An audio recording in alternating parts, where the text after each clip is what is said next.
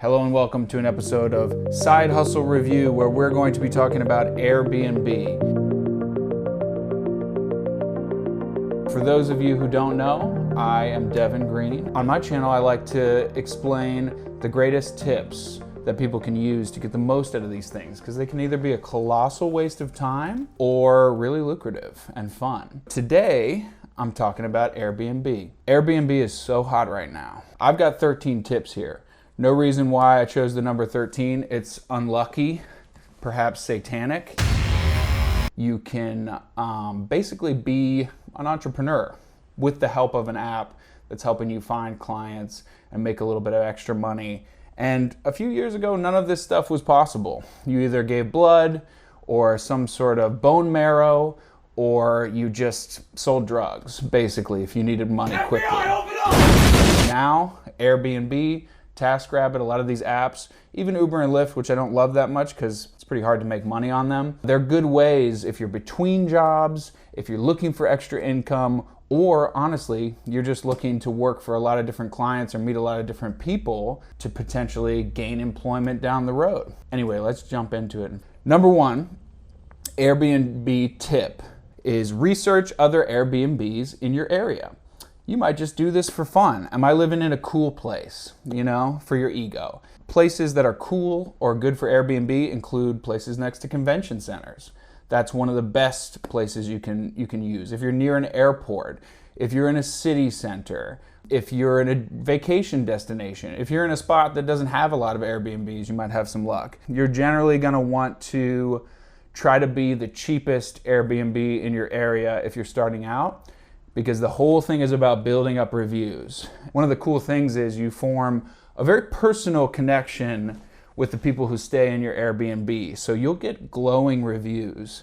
So building those reviews up will put you to the top of the map. But when you're starting, you're gonna wanna be a little bit cheaper than the next house over that has a similar number of rooms to you and is in a similar location. The cool thing is personality wins on Airbnb. So you can see how other people have personalized and add your own little fresh flair to it.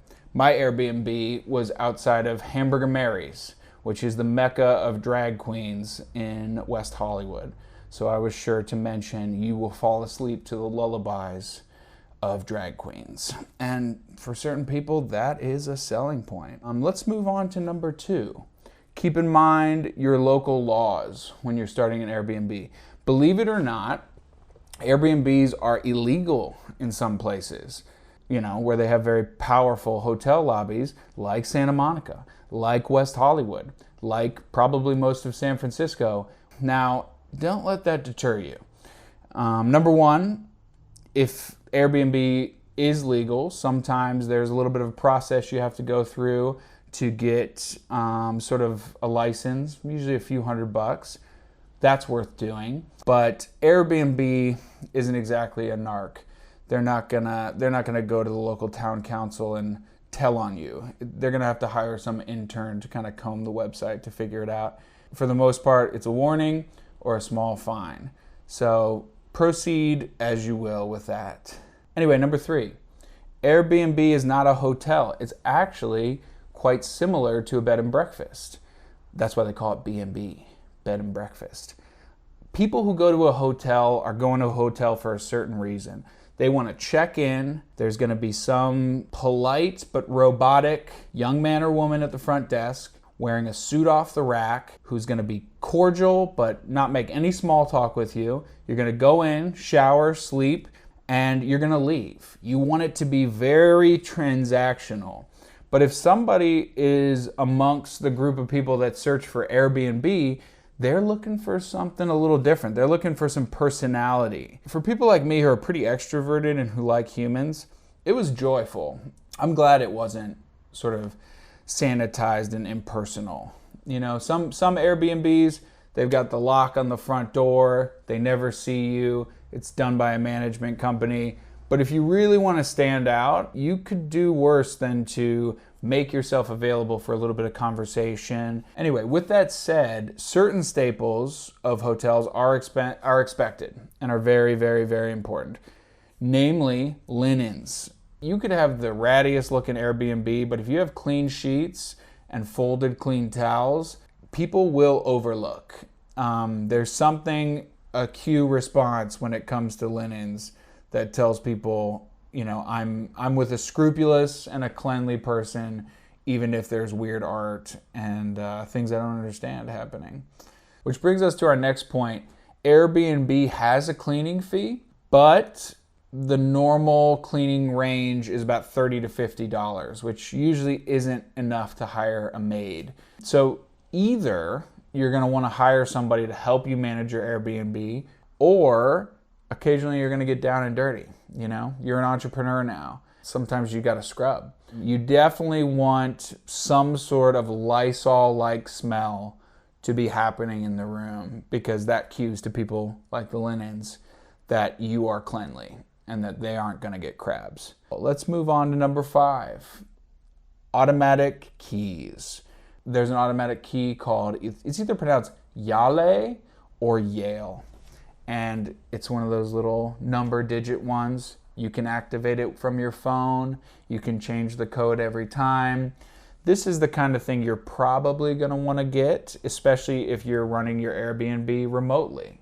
Security is important, and it's kind of your number one job, especially if you don't own your building, or you do own it but you have neighbors. You want to not invite any danger. On to number 7, little random giveaways and gifts. So if you're running an Airbnb, you don't got to do continental breakfast. Take that money you would have spent, you know, maybe you're charging $100, $200 a night, maybe $300 a night, $400 if you're in a city center. Take a little bit of that money, buy a $6 bottle of wine at Trader Joe's, buy a bowl of fruit, buy some fresh coffee with a coffee machine. Let them know about these things. The wine, oh my God, wine is cheap. People love the wine. You got the glasses out, $6 bottle. You will get a great review for $6. Also, you don't have to buy a cable package. Get a Chromecast. Better than using your smart TV and having everybody sign in and look at what other people are watching or use their accounts.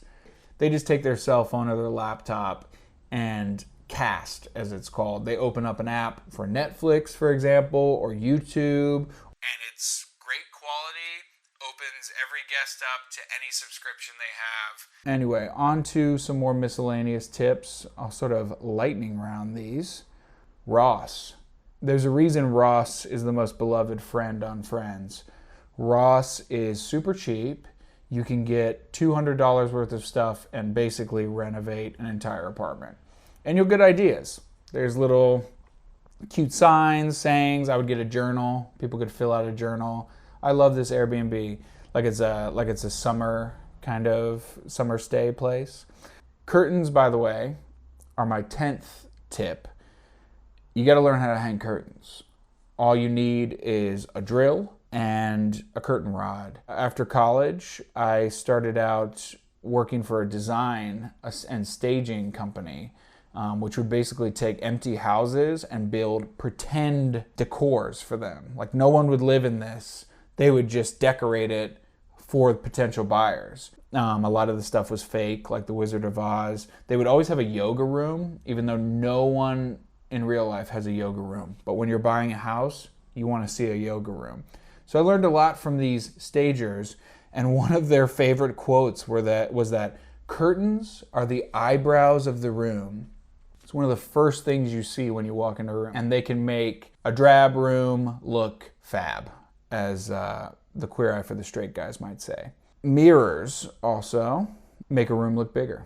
These are the lightning round tips. Paint your place white. It looks brighter and cleaner, and allows you to cover up marks on the wall easier, especially hanging marks. My favorite tip for last. And it goes into why you might have a side hustle. You know, for a lot of people, this isn't my main bacon maker. It's not the Baconator. But you still got the app. So you go on there and you say, I call this the make me an offer I can't refuse. I'm going to make him an offer he can't refuse.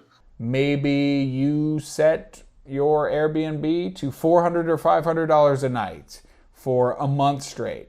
And you think, If somebody is willing to pay that ungodly rate for 3 to 5 days, I will clean this place out, get out of Dodge, take a staycation, whatever I need to do, or deal with the rigmarole of the whole thing. And every now and then you'll get one. And it's kind of an exciting feeling. It's like gambling.